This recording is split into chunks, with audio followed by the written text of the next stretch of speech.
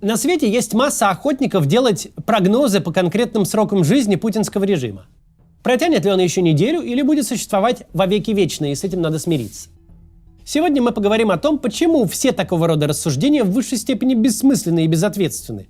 Почему такие режимы будто пребывают в квантовом состоянии, монолитно стабильны и хрустально хрупки одновременно. Почему никогда нельзя утверждать, что все закончится уже завтра, и никогда нельзя сказать, что продлится еще 20 лет. И начнем с базы. Обсудим архитектуру российского режима. Почему он устроен так, а не иначе.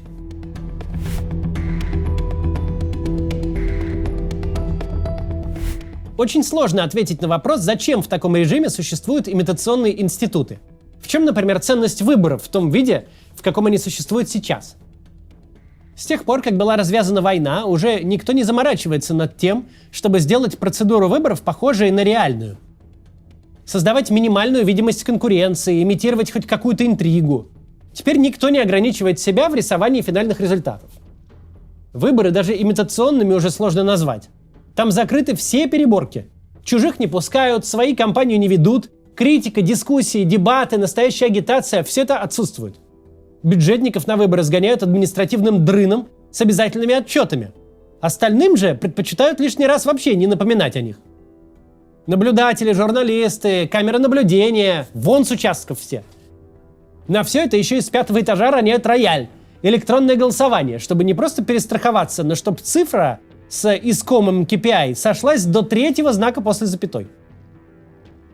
В нынешней процедуре нет не только внутреннего содержания, но и внешней формы. На всем свете нет ни единого человека, который бы считал, что на выборах президента России в этом году кто-то реально выбирал президента. Зачем нужна настолько дорогостоящая процедура назначения на должности? Не проще ли вовсе ее отменить? А зачем нужен двухпалатный парламент, который отыгрывает процедуру законотворчества, который помимо сотен депутатов и сенаторов оснащен гигантским бюрократическим аппаратом? Зачем все это, если абсолютно всем очевидно, что единственным законодательным органом в России является Главное правовое управление администрации президента? Режим, в котором нет никакой публичной политики, зачем-то продолжает тащить на себя огромную массу публичных институтов, которые последовательно обезжирены от всякой власти и смысла. Но на самом же деле, за счет всех этих ритуалов, за счет этой имитации, режим демонстрирует свою устойчивость, стабильность и способность контролировать ситуацию. Режим проводит выборы не для того, чтобы на них с кем-то конкурировать, а для того, чтобы показывать, он здоров и силен, раз может раз за разом достигать искомого результата. Вот есть, например, Александр Беглов. Живая иллюстрация слова «позорище». Такой человек не может быть избран не то что губернатором Санкт-Петербурга, но даже сельским старостой. Однако решение о его назначении начальством было принято, а значит все школьные учителя, начальники собесов и директора заводов, сотрудники избирательных комиссий всех уровней должны взять под козырек и обеспечить результат. 450 бездельников в Госдуме нужны ведь не для законотворческой деятельности, они нужны для той же самой цели. Мол, система настолько ресурсна, что может себе позволить всех этих бездельников, чтобы те, как послушные морские котики, синхронно крутили мяч на носу и даже не думали ни о каком бунте. Нам не страшно, что их 450, они будут у нас строем ходить. В России начали замедлять YouTube. Вероятно, власти проверяют реакцию и готовятся к полной блокировке. Но когда это случится? Точного ответа на эти вопросы мы не знаем. Но можно заранее подготовиться, чтобы не лишить себя альтернативных источников информации. Решением может стать приложение «Эхо онлайн» от команды «Эхо». Все как на радио. Есть сетка вещания, новости в начале каждого часа, которые делает профессиональная информационная служба, и отдельные программы. С помощью приложения вы сможете слушать круглосуточный эфир с передачами от Александра Плющева, Екатерины Шульман, Матвея Гонопольского, Тамары Эйдельман и многих других авторов.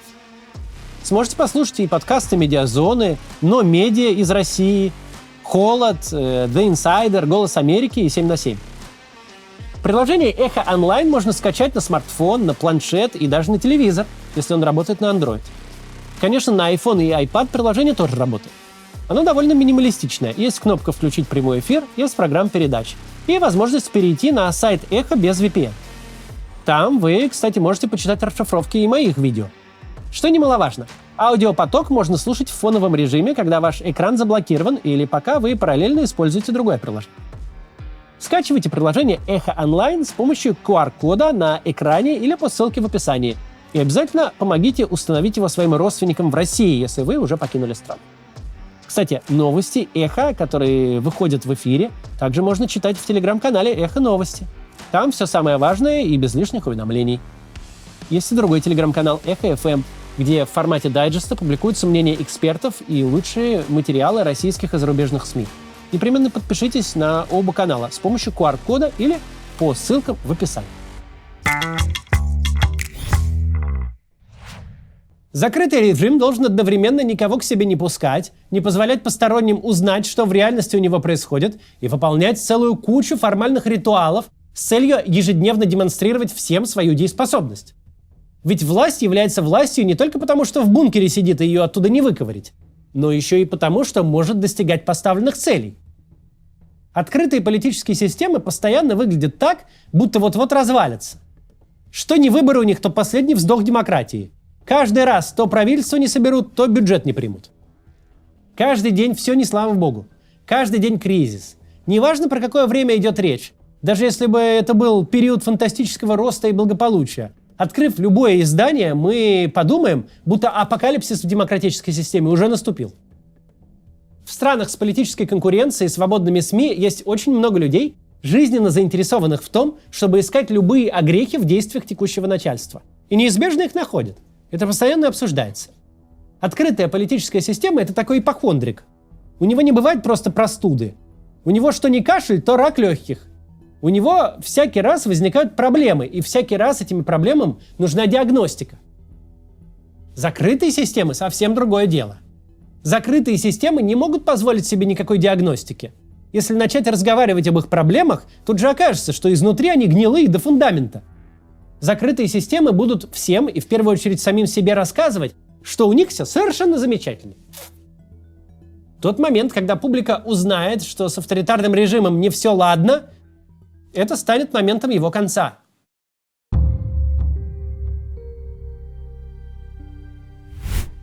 Самый вероятный вариант окончания режима типа нашего – верхушечный переворот. Это когда элиты решают, что нынешний вождь им уже не несет ничего, кроме рисков. Складывают заговор, и через некоторое время гражданам объявляется, мол, любимый руководитель проходит плановое лечение, а пока вместо его обязанности будет исполнять премьер-министр. В чем проблема такого развития событий? В том, что понять, готовится ли такой заговор, нельзя по определению. Если о заговоре что-то станет публично известно до того, как он преуспеет, то он не преуспеет, а заговорщики начнут один за другим попадать в закон, умирать от сердечных приступов и гореть в обломках самолетов. А значит, за день до того, как заговор преуспеет, абсолютно все будет выглядеть как прежде. Те люди, которые уже все для себя решили и готовятся завернуть начальнику ласты, будут сидеть рядом с ним на совещаниях с такими же точно постными лицами, как и 20 лет до этого. В любой момент времени может развернуться смертельная битва бульдогов под ковром, но мы о ней узнаем не раньше, чем из-под ковра этого полетят их бошки. Главный скилл авторитарного режима – делать так, чтобы никто не мог под этот ковер заглянуть. С подобными режимами всегда работает этот парадокс. Нет никаких проблем задним числом объяснить их кончину. Например, можно привести десятки больших и малых системных и ситуативных причин конца советского режима. Все эти причины реальны. Каждый из этих гвоздиков действительно оказался в крышке режимного гроба. Но в моменте ничто из этого совершенно не выглядело гвоздями для гроба. Каждый из них был просто очередным кризисом в жизни очень устойчивого и внутренне логичного режима, который за свою историю пережил и войны, и убийственный голод, и репрессии, и верхушечные перевороты с заговорами, но всегда оставался собой. То же и сейчас. С одной стороны, несложно перечислить миллион существующих проблем или предсказать те, что вылезут в ближайшем будущем. С другой, невозможно понять, когда и как каждая из них или все в совокупности себя реализуют. Например, мы понимаем, в момент физической угрозы режим останется с ней один на один. Евгений Пригожин показал, насколько путинский режим хрупок. Так не получалось ни у кого и никогда. Оказалось, что с совершенно смехотворным войском, с одной дивизией неполного состава, можно пройти по России маршем. И никто на пути у тебя не встанет. Ни военные, ни силовики, ни пропаганда, ни граждане. Тут мы возвращаемся к началу нашего разговора. Авторитарные режимы потому и совершают очень много внешнего шаманизма, имитируют институты, процедуры, ставят себе задачи вроде проведения конституционного плебисцита, постоянно заставляют государственные аппараты граждан демонстрировать лояльность. Все это ровно для избежания вот таких вот эксцессов, чтобы никому вдруг не пришло в голову проверить, насколько режим устойчив. Как может вообще прийти в голову развязать мятеж против лидера, который смог обеспечить себе 87% безо всяких скандалов и протестов? Вот для этого. В принципе, даже решение развязать войну можно записать в ряд таких демонстраций. Типа, смотрите, режим может развязать полномасштабную войну с сотнями тысяч трупов, угрохать для нее все ресурсы государства и одновременно удерживать внутреннюю стабильность, подавить антивоенный протест в зародыше, распихать своих оппонентов по тюрьмам, могилам и за границам, и еще сохранить при этом себя. Отсюда такая страсть к нормализации, отсюда стремление делать вид, будто никто ни о чем не переживает. Провал наступления на Киев, сдача Херсона, прилеты дронов, обстрелы российской территории, оккупация части этой территории, поток трупов. А никакой войны в России будто и нет. В Москве с размахом проходят выставки и фестивали, и даже в регионах, где объявлена контртеррористическая операция, выборы не отменяют. Это все производит двоякое впечатление. С одной стороны, Путин выглядит совершенно оторванным от реальности, когда едет тусить с Алиевым, а ВСУ в этот момент идут по международно признанной территории России. С другой стороны, в логике режима это демонстрация силы. Режим настолько устойчив, что ничьи внешние действия не изменят президентские планы на вечер и график поездок. Сила в том, чтобы игнорировать даже свою слабость.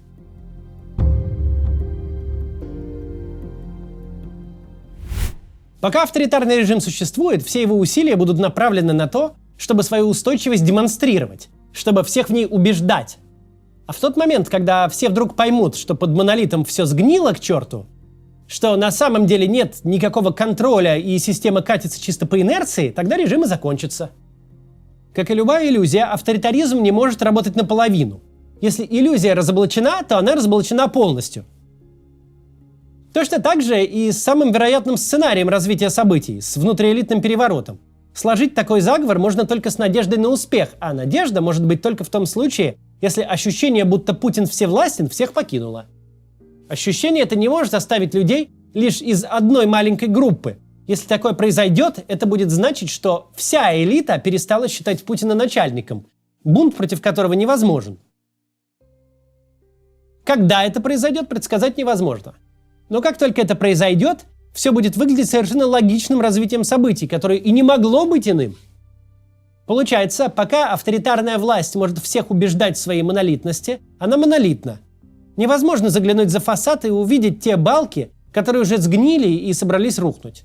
А если мы эти балки увидим, значит здание это уже рухнуло. Россия – это персоналистская диктатура, у которой одна единственная точка отказа – ее лидер. У персоналистской диктатуры нет ни институтов, ни идеологии, которая позволила бы ее воспроизводить. Это делает систему базово слабой и ограниченной во времени. Все работает, пока один человек может все рычаги удерживать в своих руках.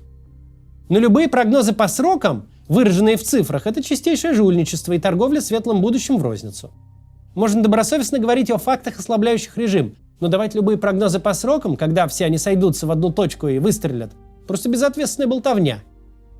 Только задним числом можно будет сказать, да, это случилось 18 сентября 2024 года или 19 сентября 2040, потому что ни раньше, ни позже случиться не могло. Диагноз режиму, который отчаянно отказывается от любой диагностики и не подпускает к себе врачей, поставит только посмертное вскрытие. До завтра.